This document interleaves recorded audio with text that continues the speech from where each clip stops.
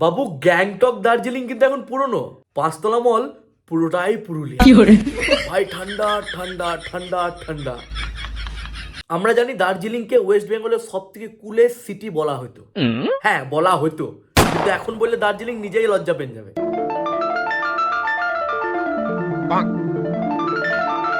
আর অন্যদিকে পুরুলিয়া বেড়া হাসছে, মানে এত হাসছে কারণ চারিদিকে রোলা জমা নিচ্ছে, রোলা ঠান্ডা। আর পুরুলিয়ার লোক বুঝতে পারছে যে কি ঠান্ডা পড়ল, মানে বাপ জন্মে কেন ওদের দাদুর জন্মে এরকম ঠান্ডা দেখে না ওরা।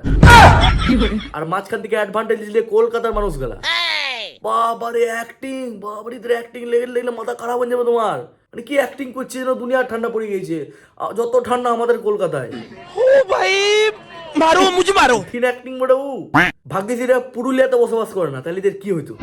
ছাড়ো, বলে কি হবে, কারণ ওরা বসবাস করে না। তোমরা একবার ডিপলি চিন্তা করে দেখো তো, যে কেউ কোনোদিন ভেবেছিল যে দার্জিলিং থেকে বেশি ঠান্ডা পুরুলিয়াতে পড়বে? মানে একটু ভাববার বিষয়, কারোর মাথায় আসবে কি? কিন্তু হইল। আর এই ঠান্ডার অ্যাডভান্টেজটা সব দিকে বেশি নিচ্ছে এই কুড়িয়ে ছেলেগেলা আর স্কুলের ব্যাক বেঞ্চার ছেলেগেলা। সালারা পড়াশোনা করতো না জিন্দগিতে, নিয়ে ওরা মজা করে বলছে যে তাপমাত্রা যতই নিচে নামুক, আমি অঙ্কতে যত মার্কস পেয়েছি তার থেকে নিচে নামতে পারে না। ভাই মেরে দেবো আমি, সামনে আসিস না। উইন্টারকে নিয়ে ছেলা খেলা করিস না, উইন্টারকে নিয়ে আন্ডারস্টিমেট করিস না। এই যারা উইন্টার লাভার করতো না, তারা বলতো এই সালা মানে ঠান্ডা নামছেই না, ঠান্ডা আসেই না আমাদের দেশে। দেশ কোথাও ওয়েস্ট বেঙ্গল সহ্য করতে পারছে না মানুষ। মারো ঠান্ডা লেগে কত লিবি? আর এই বেইদ ছেলে গেলা বলছে আমি অঙ্ক যত পেয়েছি তার থেকে নিচে নামবে না ডিগ্রি। যদি নেমে যায় না নুনু, তাহলে ওই নুনু তোমাদের। আর এই কুড়িয়ে ছেলেগুলা কোনো কাজ পায় নাই, সারাদিন তিনটে কাজ, খেছে, হাগছে আর ঘুমোইছে, ওইটাই রিপিট চলছে ওদের। এমনিতে বরাবর ওইটাই করতো, আর এখন একটু বেশি করে করছে। আর এখন এটা বলার মতন কেউ নাই, কারণ ঘরেও বলতে পারছে না, এত শীতে কোথায় যাবে, বাইরে দুটো কাজও করবে তার উপায় নাই। আগে গরমকালে তাও শুয়ে থাকতো, চান করতো না, এখন আরো বেশি সুযোগ পেয়েছে, চান করতে হচ্ছে না ঠান্ডা জলে। দেখো কলকাতার তিনটে জায়গায় বেদম ভিড়, বিশেষত এই ঠান্ডার জন্য। এক মদের দোকান, দুই ওষুধের দোকান, আর তিন হচ্ছে চপ মুড়ি বেগনির দোকান।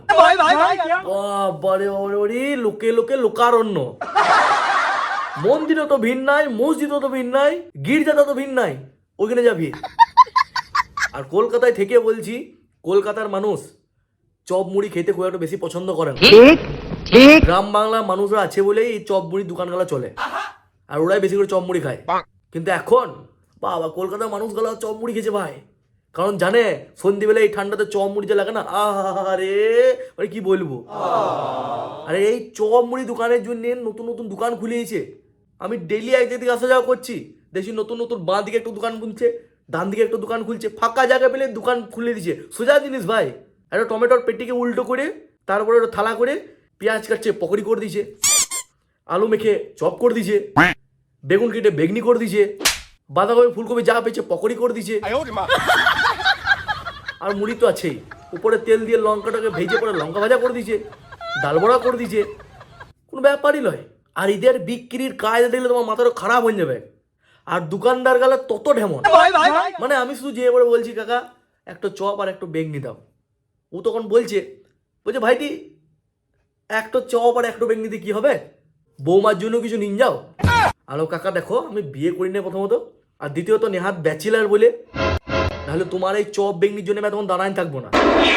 আমি তাহলে গ্রাম বাংলা মানুষ বলি, যে পরে বেসন গুলবো, বেগনি কেটে পড়ে মানে বেগুনটাকে কেটে পড়ে চুমুয়ে পড়ে ছেড়ে দেবো তেলে। আমি পারি চপ বানাইতে, বেগনি বানাইতে, অসুবিধা কিছু নাই। তুমি আমার বকচুদি করো না, চুপচাপ দাও আমাকে। আবার আমার পাশে একটু কাকু বলছে আমাকে দুটো বেগনি দিন, দুটো চপ দিন, মানে মার্কেটিং লেভেলটা বুঝো। বলছে দাদা শুধু দুটো চপ আর দুটো বেগনি নিয়ে কি হবে, এই দেখুন গরম গরম পকোড়ি করছি, এই ঠান্ডার সময় নিন যান, বৌদির সাথে বসে একসাথে 4 পকোড়ি খাবেন আর টিভি দেখবেন। চিন্তা করো, মানে সব কথা ওর বৌদি যেমন করে পকোড়ি বিক্রি করতে হবে, আর বৌদি ওকে ছাড়ছে না। বাবারি এত বললাম না, ওই জন্য বললাম ঢেমন। নতুন নতুন বৌদি দেখছে, কাকিমা দেখছে, বৌদি একটু লঙ্কা পড়া করে দেবো নাকি, ঝাল ঝাল কিন্তু ভালো লাগবে।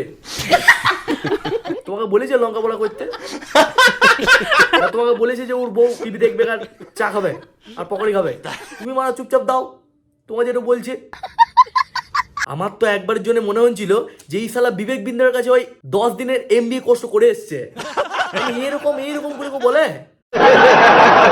দেখো এরকম করে একদিন এমন একটা বেয়ারা ঘটনা ঘটে গেল, মানে আমিও চপ বড়া নিতে গিয়েছি, মানে ডাল বড়া বেশি বিক্রি হয় ওখানে। আর আমার সাথে একটা কাকিমা আছে, মানে আমার সাথে মানে ও আলাদা করে এসেছিল, আমার পাশে দাঁড়াচ্ছিল।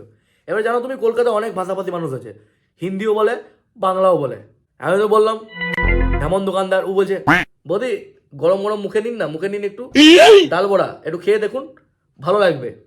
তখন পাশে একটা হিন্দি বলছে হামকো ভি ডাল বড়া দিজে। মানে ওকে তুমি কোনো মতেই ডাল বড়া বলাইতে পারবে না, ও ডাল বাড়াই বলবে, ডাল বড়া। ডাল বড়া বললে তো আমাকে 10 টাকা ডাল বড়া খাও, কিন্তু কোনো মতে বলাইতে পারবে না।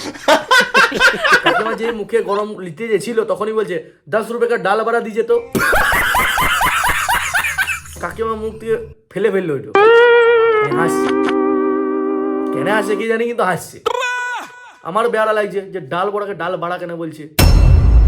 যাই হোক, এটা একটা কমপ্লিকেটেড ব্যাপার, ভাষাভাষী। ভাষা হচ্ছে একটা মাধ্যম, বুঝতে পারলে হলো, কিন্তু আলফাল বুঝে গেলে মুশকিল তখন আমার। তাছাড়া কোনো অসুবিধা নেই, কিন্তু আমি বুঝতে পারছিলাম যে ও ডাল বড়ায় বলতে চাইছে, কিন্তু কাকিমা কি বুঝছে আমি জানি না। ভাগ্যিস হিন্দি বাংলার বিপরীত লয়, বিপরীত হলে ক্যাসেট হয়ে যেত।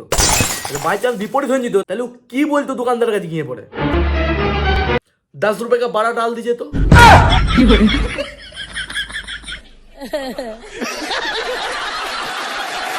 আর আমাদের মতন ব্যাচিলার ছেলে পেঙ্গেলে দোকানদার গেলে এমন গল্প শুরু করে দেবে, মানে ওর দুনিয়ার, মানে আমি আমার লাইফে দুঃখ শেষ নাই, ওর দুঃখগুলো আমার উপর চাপাইছে। আর বলো না ভাইটি, আমি কি কোর্স করি নাই, পড়াশোনা তো খুব ভালো ছিলাম, 70-80% নাম্বার পেয়েছি সব বিষয়ে। আমি অমুক কোর্স করেছি, অমুক ডিগ্রি করেছি, এই অমুক কোর্সটা রিসেন্টলি করে উঠলাম, তাও চাকরি পেয়েছি না। কিন্তু যাই হোক, চপ মুড়ি বিক্রি করে আমার ঠিকঠাক চলে এসেছে, কিন্তু ওই একটি প্রবলেম, বিয়ে হচ্ছে না। আর এদিকে আমার লেট হচ্ছে, মাথাটা আমার গরম হয়ে যেছে। হ্যালো দাও তো চুপচাপ তাড়াতাড়ি।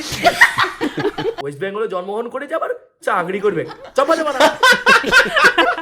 এই ঠান্ডায় তারাই সব দিকে সুখী যারা নতুন নতুন বিয়ে করেছে,